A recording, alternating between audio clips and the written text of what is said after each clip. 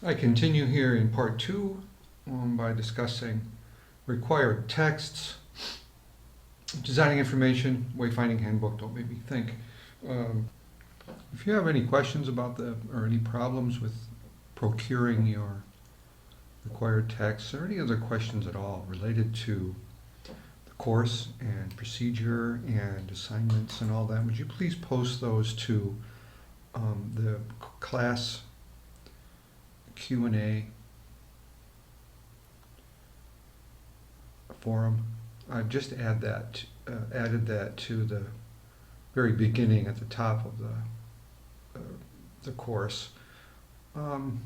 As I've written here, please post course-related questions so our discussions are available to everyone. I don't have to answer the same question 10 times, but just once for everyone, and then people will have that valuable asset right there.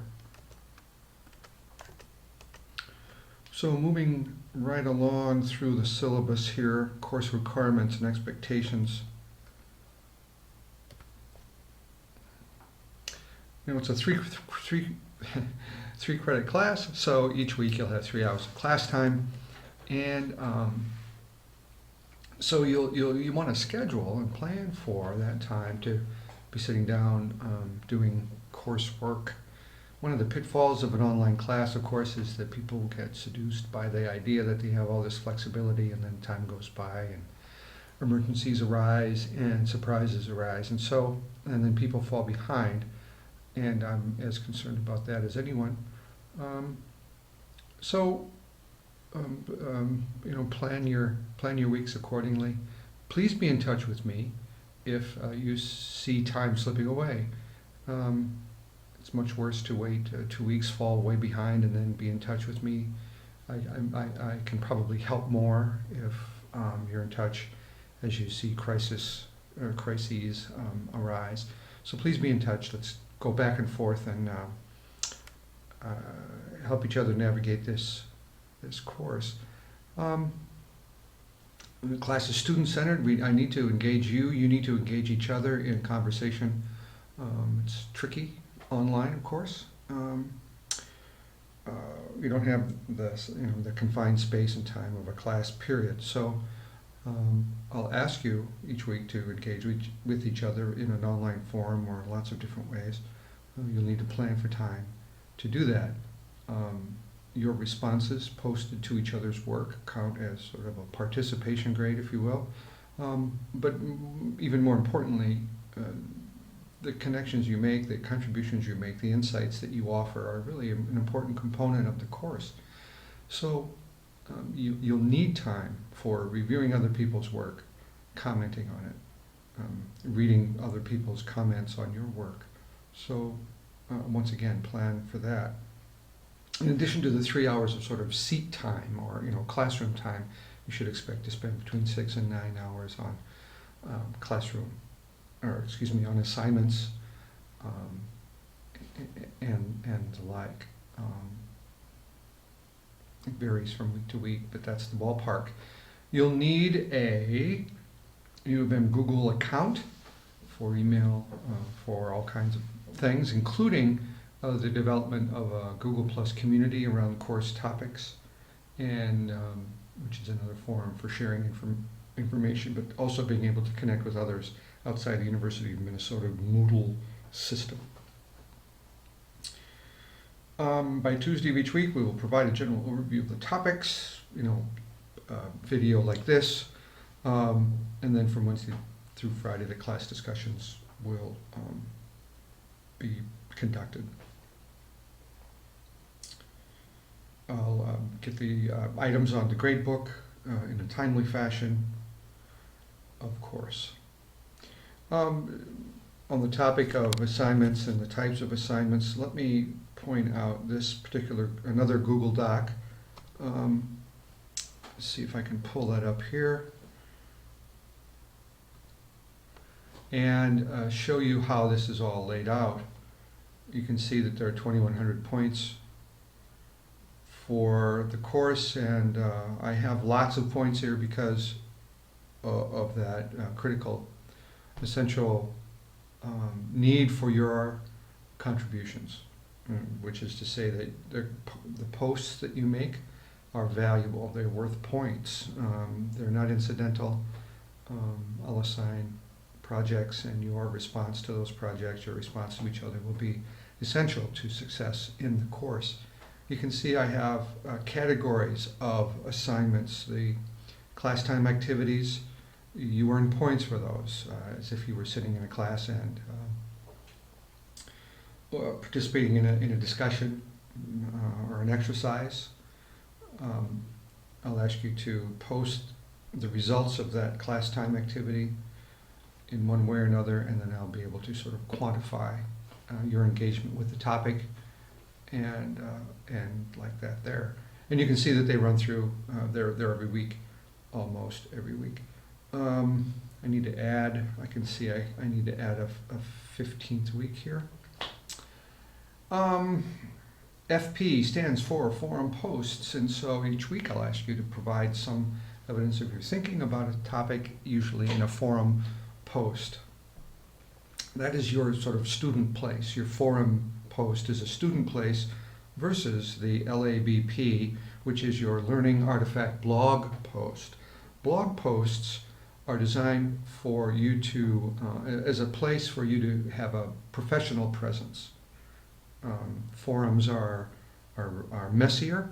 Forums are, where you have questions. You're in student mode. Blog posts, I'd like you to be in professional mode, and which is part of your e-portfolio development. It's this idea of going public with ideas, taking an authoritative position on a topic, providing information about it, or raising questions and facilitating a conversation about that topic of interest. PLN, Personal Learning Network, is that connectedness portion of the class in which you will be expected to develop your personal learning network. So you start with a learning interest, and then you develop connections to people, libraries, subscriptions, websites, blogs, and other online media to develop your it's a network in the same way that you network in face-to-face ways, but it's personal, and the networking in this case is dedicated to a learning interest, not necessarily meeting someone who could introduce you to a job opportunity, which is of course valuable. This network is designed, in contrast, however, as a means of learning, developing a learning interest, and being able to do this in a self-directed way.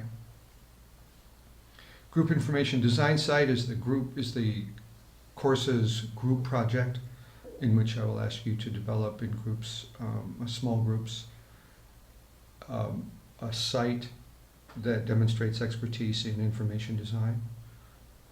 What kinds of problems this site aims to solve will be up to the small group, but it's a very product-oriented exercise, and you can see it will occupy the last 4 to 5 weeks of the semester.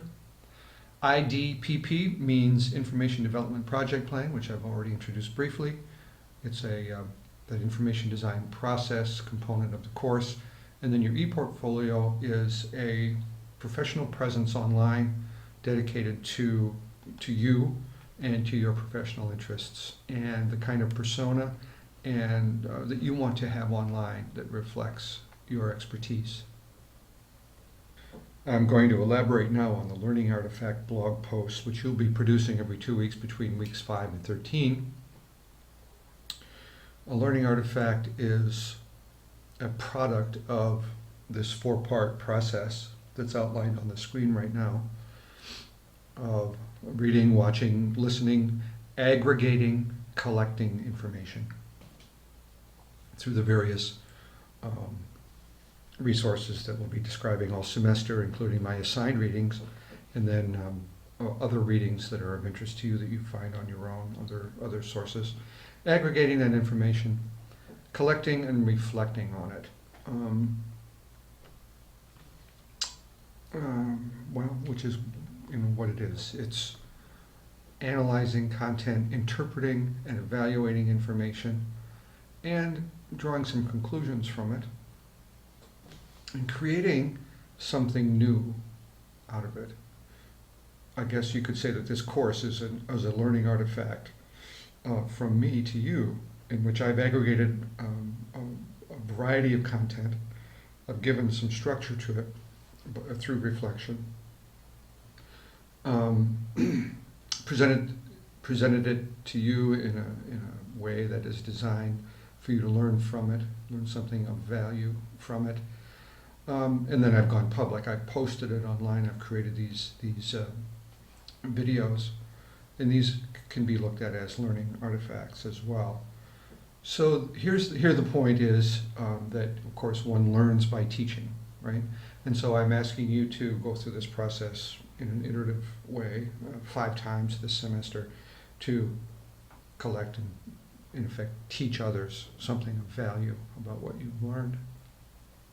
I won't go into great detail about the small group information design project because it's down the road a piece, but we'll be coming back to it over and over again.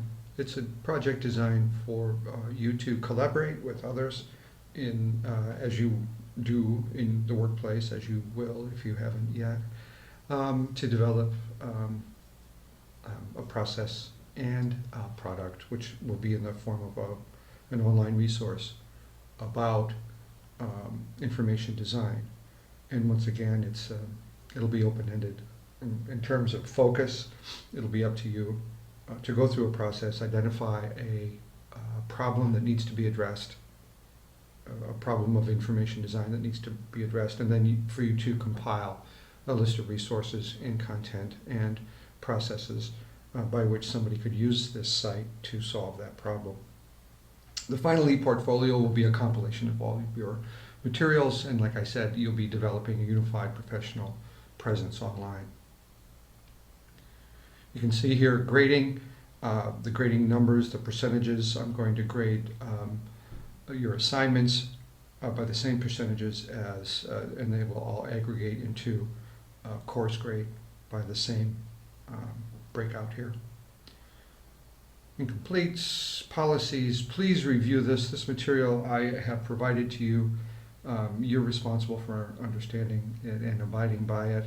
If you have questions and if you need elaboration, I will, but I won't belabor this because these policies are standard across the university and all your courses.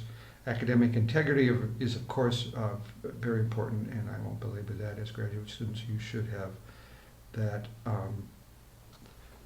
in the back of your mind at all times. Syllabus and due date schedule may be revised by the instructors anytime. This is should be no surprise. I'm going to outline the weeks here coming up. You can look at the course calendar and you can see in broad strokes what we plan to achieve. That's for your benefit, so you can see where the course is going and you can decide whether or not this is where you want to go. But I won't provide great detail here. The detail will be in the Moodle site week by week.